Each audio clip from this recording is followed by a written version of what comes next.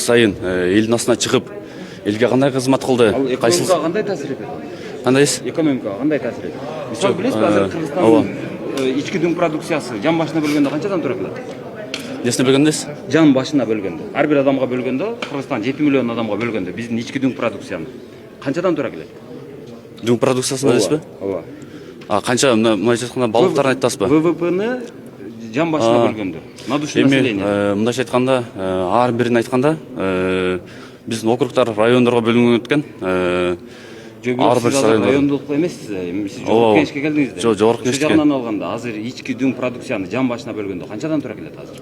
Биздики. Азыркы убакытта ошол нерсени тактап алышым керек экен. Тактап сиздерге да бир маалымат берем деп. Жок, азыр сиз экономиканы көтөрүш керек деп атасыз. Экономиканын абалы кандай экенин билбей туруп азыр кантип көтөрөсүз аны? Жок, көтөрөбүз аны. Кудай буйруса, бир такталып туруп, анан сиздерге бир жооп беребиз деп мен ишеним айта алам.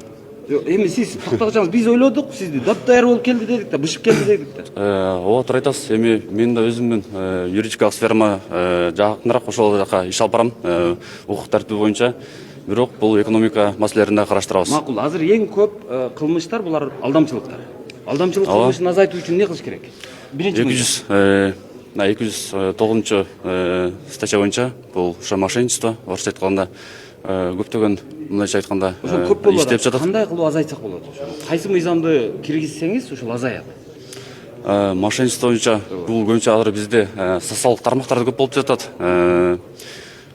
Ошол нерселерди биздин өзүбүздөн киберпреступность боюнча көбүрөөк ошол нерсе көңүл бурсак, ошол нерсе чечилет деп ойдомун. Ошондой, бирок кандай кылып, кайсы мыйзам менен чектей аласыз?